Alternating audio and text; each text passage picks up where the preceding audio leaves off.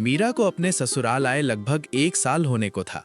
इतने समय में उसने घर के लोगों के स्वभाव को काफी हद तक समझ लिया था, लेकिन फिर भी कुछ बातें थीं जो उसके लिए अब तक पहेली बनी हुई थीं। एक दोपहर घर की रसोई में काम करते हुए उसे एहसास हुआ कि सब्जियां खत्म हो चुकी हैं। इसलिए वो धीरे से सासू माँ के पास गई।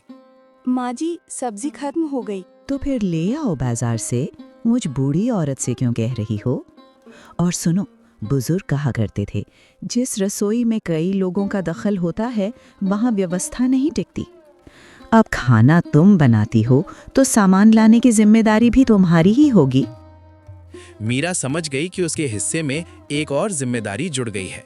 वो बिना कुछ कहे अंदर गई, एक कागज पर जरूरी सामान की सूची बनाई और बाजार निकल पड़ी। धूप तेज थी, भीड़ भी कम नहीं थी। सारा सामान खरीद कर जब वो वापस लौटी तो थकान उसके चेहरे पर साफ झलक रही थी।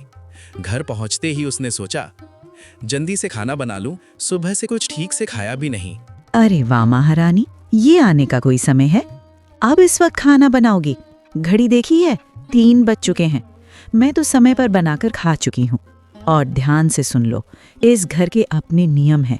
यहाँ खाना तय समय पर पकता है और उसी समय खाया भी जाता है। इधर उधर की कोई छूट नहीं है, समझी? अब दोपहर का समय निकल चुका है, इसलिए अभी चूल्हा नहीं जलेगा।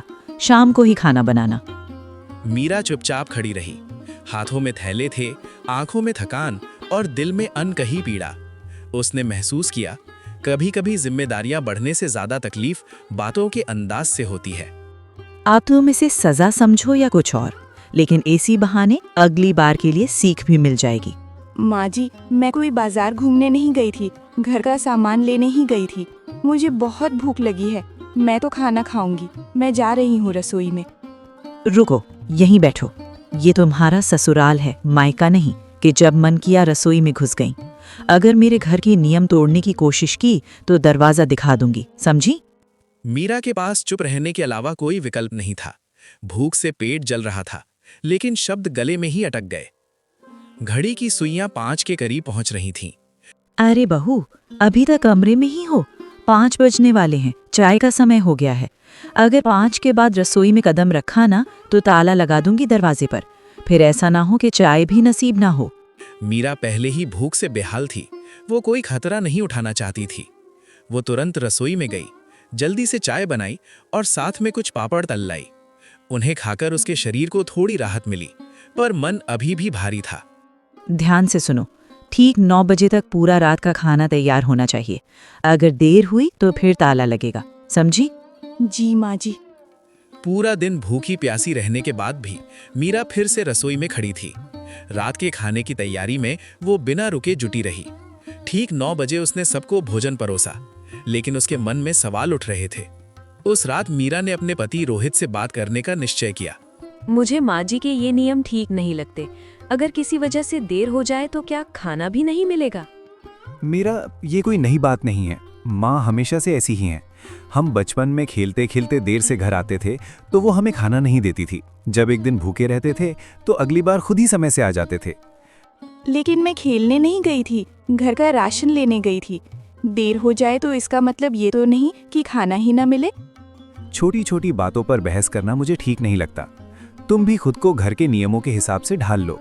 अब सोने दो, सुबह ऑफिस जाना है। मन में अपने पति आदित्य की बातों को लेकर गहरी नाराजगी थी, लेकिन वो चाहकर भी कुछ कर नहीं पा रही थी। समय धीरे धीरे आगे बढ़ता गया। कुछ महीनों बाद आदित्य के छोटे भाई करण की शादी हो गई। नई बहू सिया दुल्हन बनकर घर आई।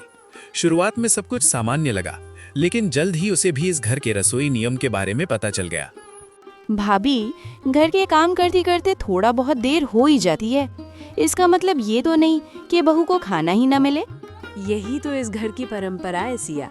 अगर मुझे खाना बनाने में जरा भी देर हो जाए तो माँ जी बस घड़ी की सुइयों पर नजर टिकाए रहती हैं। और जब तक मैं सारे काम समेटकर रसोई में पहुँचती हूँ, दरवाजे पे ताला लटक चुका होता है। दोनों भाई तो बाहर कुछ खा लेते हैं, लेकिन घर में मैं ही रह जाती हूँ भूखी। सिया ने रसोई को ध्यान से देखा। उसे एक अजीब बात महसूस हुई। भाभी, इस किचन में 2 दरवाजे क्यों हैं? माँ जी कहती हैं कि ससुर जी ने वास्तु के हिसाब से बनवाए थे, पर असल में हम तो सिर्फ एक ही दरवाजा इस्तेमाल करते हैं। दूसरे वाले पर तो हमेशा ताला लगा रहता है। मीरा ने बात टालने की कोशिश की, लेकिन सिया के मन में सवाल अभी भी घूम रहे थे। दिन बीतते गए। एक शाम दोनों अपने कमरे में बैठी थीं। सच बताऊं भाभी, कभी कभी लगता है मेरी शादी नहीं हुई, जैसे मुझे 4 दीवारों के भीतर रहने की सजा मिली हो। ना कहीं फिल्म देखने जा सकते हैं, ना कहीं बाहर घूमने। अभी तो तेरी शादी को कुछ ही दिन हुए हैं, मेरी शादी को तो 2 साल पूरे होने वाले हैं, और इन 2 सालों में बिना काम की इस घर से बाहर कदम भी नहीं रखा। तो फिर एक दिन बाहर चलते हैं ना। अगर बाहर घूमेंगे तो खाना भी बाहर ही खा लेंगे। कम से कम ये डर तो नहीं रहेगा कि घर लौटने पर रसोई में ताला मिलेगा। माँ जी हमसे 4 कदम आगे की सोचती हैं। उनका एक और नियम है, जाओ कहीं भी लेकिन खाना घर पर ही खाना है। उनकी मर्जी के बिना तो इस घर में पत्ता भी नहीं हिलता। देखते हैं, आगे जो होगा देखा जाएगा। दिन बीतते रहे। एक दोपहर दोनों देवरानी जेठानी बाजार गईं। भाभी जल्दी चलो, कहीं ऐसा ना हो कि समय पर खाना बनाने घर ना पहुंच पाए। हाँ हाँ तेज चल। तभी रास्ते में सिया की पुरानी सहेली रिद्धि मिल गई। अरे सिया, कैसी है तू? शादी के बाद तो जैसे गायब ही हो गई, मिलने तक का वक्त नहीं मिलता तुझे। रिद्धि, मैं घर पहुंचकर तुझे फोन करती हूँ। बिल्कुल नहीं, आज कोई बहाना नहीं चलेगा। मेरा घर यहीं पास में है, चलो चाय पीकर थोड़ी बातें करेंगे, फिर चली जाना। रिद्धि जिद करके दोनों को अपने घर ले गई। मीरा और सिया ने घड़ी देखते हुए जल्दी जल्दी चाय खत्म की और लगभग भागते हुए घर की तरफ निकली, लेकिन देर हो चुकी थी। घर पहुंची तो रसोई के दरवाजे पर ताला लटक रहा था। अब रसोई में जाने की कोई जरूरत नहीं है। आज तुम दोनों भूखी ही रहोगी। हम सब समय से खाना खा चुके हैं। दोनों चुपचाप सिर झुकाए अपने कमरे में चली गई। रात गहरा चुकी थी। तभी सिया को याद आया, अरे मैंने सुबह के लिए दही जमाई ही नहीं।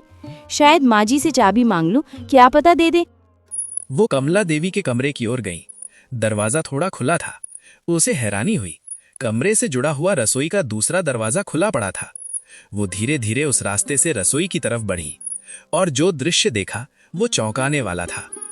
कमला देवी अंदर आराम से खाना खा रही थी। अरे छोटी बहू, तू यहाँ क्या कर रही है? तुझे पता है ना 9 बजे के बाद रसोई में आना मना है। तो फिर आप यहाँ क्या कर रही हैं? ओह, अब समझ आया इस 2 दरवाजों वाली रसोई का राज। कमला देवी कुछ पल चुप रही, फिर उनकी आवाज पहली बार नरम हुई। क्या बताऊं बहू, ये आदत मुझे मेरी सास से मिली। वो नियमों की बहुत पक्की थीं। जरा सी भी देर हो जाती तो खाना बनाने नहीं देती थीं। मैं कई रात भूखी सोती थी। तभी मैंने ये दूसरा दरवाज़ा अपने कमरे से बनवाया था, ताकि जब वो सो जाएं तो मैं चुपके से आकर खाना खा सकूं। सास तो चली गई, पर मेरी आदत नहीं गई। इसलिए तुम लोगों के सामने ताला लगा देती हूँ, लेकिन खुद इसी दरवाजे से आकर खा लेती हूँ। तभी पीछे आहट हुई। मीरा, आदित्य, करण सब वहां खड़े थे। उन्होंने सारी बात सुन ली थी। रसोई में खामोशी भारी हो चुकी थी। सच सामने आ चुका था। कमला देवी की आंखें झुकी हुई थीं। तभी मीरा ने हिम्मत करके आगे कदम बढ़ाया। माँ जी, कम से कम मेरे बारे में तो सोचती। मैं सच में बहुत कमज़ोर हो गई हूँ। मैं कब से बच्चा प्लान करना चाहती हूँ, लेकिन आपकी इन आदतों की वजह से डर लगने लगा है। मुझे डर है कहीं मेरे बच्चे को भी कभी भूखा ना रहना पड़े। कहीं उसके साथ भी वही ना हो जो मेरे साथ होता रहा। मीरा की आंखों से आंसू गिरने लगे। सिया ने उसका हाथ थाम लिया। आदित्य और करण भी अब चुप नहीं रह पाए। बुआ की बात इतनी आगे बढ़ गई है। अनुशासन ठीक है, लेकिन किसी को भूखा रखना ठीक नहीं। कमला देवी की आंखें भर आईं। शायद सालों से जमा हुआ कठोरपन पहली बार पिघल रहा था। मुझे माफ कर दो। मैंने जो सहा था वही तुम सब पर थोप दिया।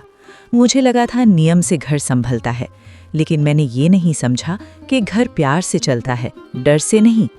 मीरा बहू, मैंने तुझे बहुत तकलीफ दी।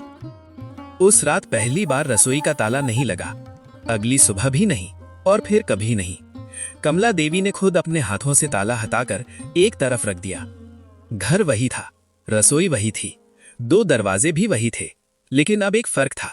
दरवाजों पर ताले नहीं, दिलों में खुलापन था। मीरा के चेहरे पर लंबे समय बाद सुकून दिखा। उसे लगा अब शायद वो बिना डर के अपने आने वाले कल के बारे में सोच सकती है। जो दर्द हमें मिला हो, जरूरी नहीं कि वही हम आगे बढ़ाएं। कभी कभी एक पीढ़ी को हिम्मत करनी पड़ती है ताकि अगली पीढ़ी मुस्कुरा कर जी सके।